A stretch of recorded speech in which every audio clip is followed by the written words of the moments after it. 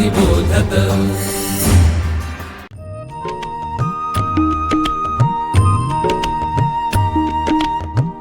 विवेकी अक्षर विवेकी लेखन सुश्राव्य वाचन श्रवणार्थ चरित्रे संस्कारी धीरवीर गाथा रम्य बालकथा अनुभवा अमृताचे शब्द थोर आणि सान सगळ्यांचे कान आनंदावे चालता बोलता ऐकावे पहावे ज्ञानी होत जावे सहजची।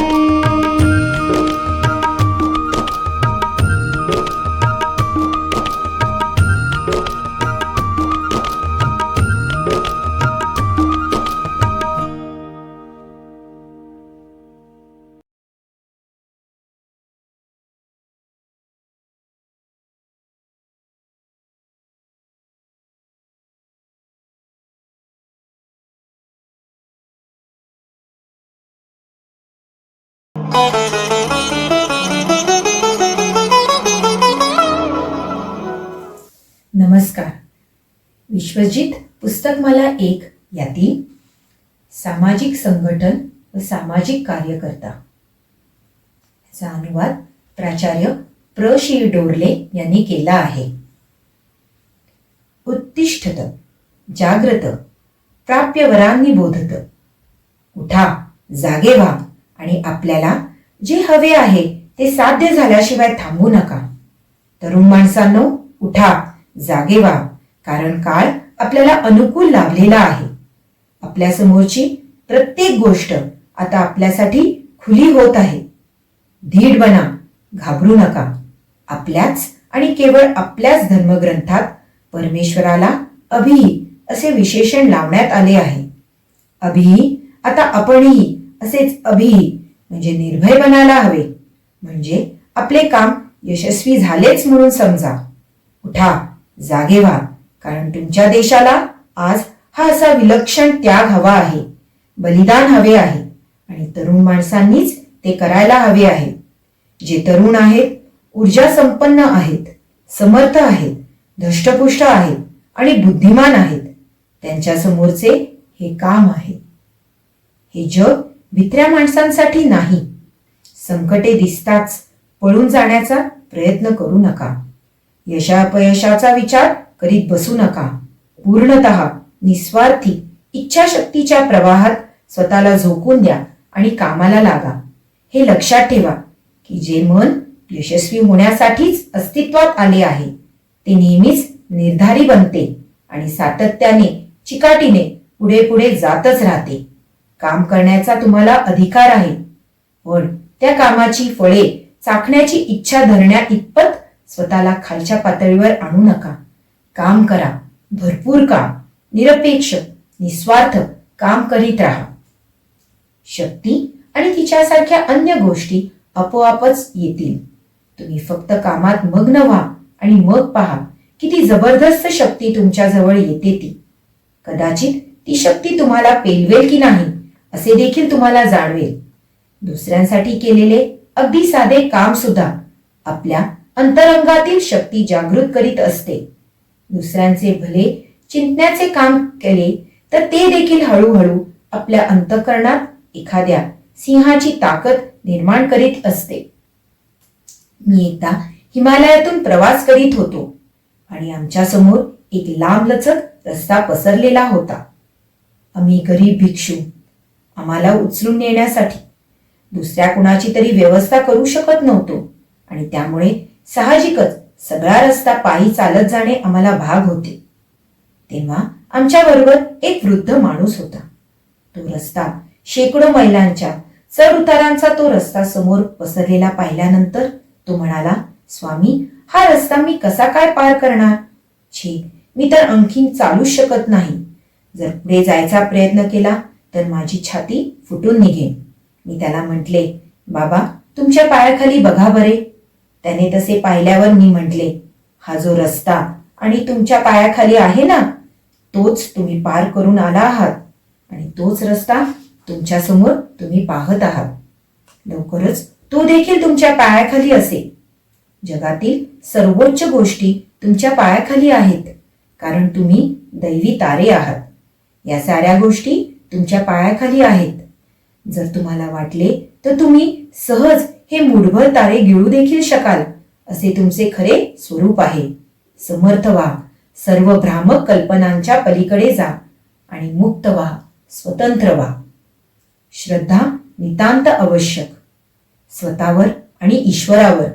श्रद्धा नितांत आवश्यक आणि विश्वास, परमेश्वरावरील विश्वास, मोठेपणाचे रहस्य यातच दडलेले आहे.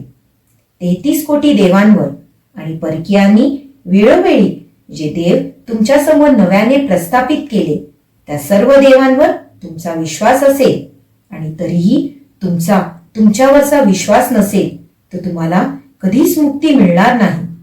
अति स्वतःबद्दल विश्वास बाळगा आणि त्या आत्मविश्वासाच्या आधारावरच ताठ मानेने उभे राहा. समर्थ बना. आज आपल्याला या विश्वासाचीच खरी गरज आहे. आपण अगदीच नगण्य कसे काय ठरू शकतो? आपण सारे काही आहोत. प्रत्येक गोष्ट करायला आपण तयार आहोत. प्रत्येक गोष्ट आपण करू शकतो आणि माणसाने प्रत्येक गोष्ट केलीच पाहिजे. आपल्या पूर्वजांच्या अंतःकरणात हा आत्मविश्वास होता. हा आत्मविश्वासच संस्कृतीच्या प्रदीर्घ यात्रेत त्यांना सतत पुढे आणि पुढे घेऊन जाणारा प्रेरणास्रोत होता.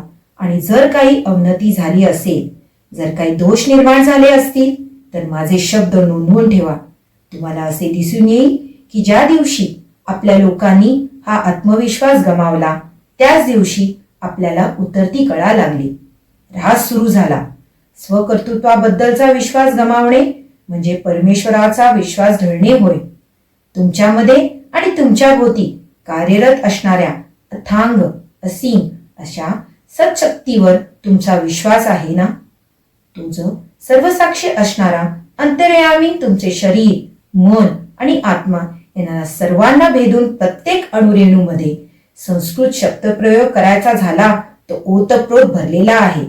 यावर जर तुमची श्रद्धा असेल तर तुम्ही निराश कसे काय होऊ शकता?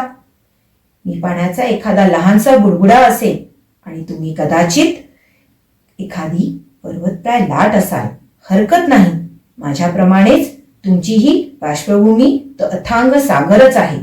जीवनाचा, सामर्थ्याचा, आध्यात्मिकतेचा तोच अथांग सागर माझ्याप्रमाणेच तुमच्याही मुळाशी आहे. नचिकेतासारखी श्रद्धा बाळगा. त्याच्या वडिलांनी केलेल्या दानाच्या वेळी नचिकेतामध्ये जी श्रद्धा उत्पन्न झाली, ती श्रद्धा तुमच्यापैकी प्रत्येकाच्या अंतःकरणात निर्माण व्हावी अशी माझी इच्छा आहे. ती जर तुमच्यामध्येही निर्माण झाली तर तुमच्यापैकी प्रत्येक जण महाबुद्धिमान, सामर्थ्यशाली बनून जग हलवून सोडील आणि सर्वार्थाने अमर्याद ईशशक्तीचे प्रतिरूपच बनेल. तुम्ही सर्वांनी तसेच बनावे असे मला वाटते. उपनिषदांमधून तुम्हाला ही श्रद्धा, ही शक्ती मिळते. हा विश्वास तुम्हाला तिथून प्राप्त होऊ शकतो. विश्वास गमावला की मृत्यू ठरलेलाच. ज्यांचा आपल्या स्वकर्तृत्वावर विश्वास होता, अशा काही मोजक्या लोकांचा इतिहास हाच जगाचा इतिहास आहे. त्या विश्वासामुळेच अंतर्यामी दडलेली ईश्वरी शक्तीला साथ घातली जाते. मग तुम्ही काहीही करू शकता. ती अथांग शक्ती आविष्कृत व्हावी यासाठी तुम्ही जर पुरेसे प्रयत्न केले नाही तरच तुम्हाला अपयश येते, अन्यथा नाही. एखादी व्यक्ती किंवा एखादे राष्ट्र जेव्हा आत्मविश्वास गमावून बसते तेव्हा मृत्यूचे आगमन ठरलेलेच असते. आणि म्हणून मला जो काही हवा आहे तो हाच विश्वास, हाच आत्मविश्वास, हीच श्रद्धा जागृत व्हायला हवी आहे. आपल्या सर्वांचीच ती इच्छा आहे. आपला आत्मविश्वास जागावा. तो विश्वास, ती श्रद्धा संपादन करणे हेच आपल्या समोरचे मोठे काम आहे. कोणतीही गोष्ट गांभीर्यपूर्वक विचारात न घेता तिची टर उडवण्याची जी प्रवृत्ती आपल्यात वाढते आहे, आपल्या राष्ट्राच्या रक्तप्रवाहात पसरू पाहणारा तो किळसवाणा रोग आहे, तो तुम्ही प्रयत्नपूर्वक टाळला पाहिजे. ती वृत्ती टाकून दिली पाहिजे. समर्थ झाले पाहिजे. ही श्रद्धा मनात बाळगली पाहिजे. म्हणजे मग बाकीचे सारे आपोआप मागोमाग घडत जाईल. दुर्दैवानी ती श्रद्धा आपल्या भारतातून जवळजवळ नाहीशी झाली आहे आणि म्हणून तर आपण या सध्याच्या स्थितीत खितपत पडलो आहोत. माणसात जर कशामुळे फरक पडत असेल तर तो या श्रद्धेच्या अस्तित्वातील फरकामुळेच पडतो, अन्य कशामुळे नव्हे. श्रद्धाच एका माणसाला समर्थ बनवते तर तिच्या अभावामुळेच दुसरा माणूस दीन दुबळा बनतो. आपण आत्मन आहोत, अमर आणि विमुक्त, विशुद्ध, स्वभावातच विशुद्ध. आपल्या हातून कधीतरी पाप घडेल का? अशक्य. अशी श्रद्धा हवी आहे. अशी श्रद्धाच आपल्याला माणूस बनवेल. अशी श्रद्धाच आपल्याला ईश्वर बनवेल. श्रद्धेची ही कल्पना गमावून बसल्यामुळेच आपला देश असा रसातळाला गेला आहे. माणसे हवीत, माणसे, माणसे, माणसे. आज माणसेच हवी आहेत. बाकीचे सारे काही उपलब्ध होईल, पण सामर्थ्यशाली, उमदी, उत्साही, आत्मश्रद्धेने रसरसलेली तरुण माणसे, कमालीची कार्यतत्पर आणि निष्ठावान माणसे हवी आहेत. अशी 100 माणसे मिळायला हवीत, म्हणजे साऱ्या जगात क्रांती घडवून आणता येईल. नमस्कार.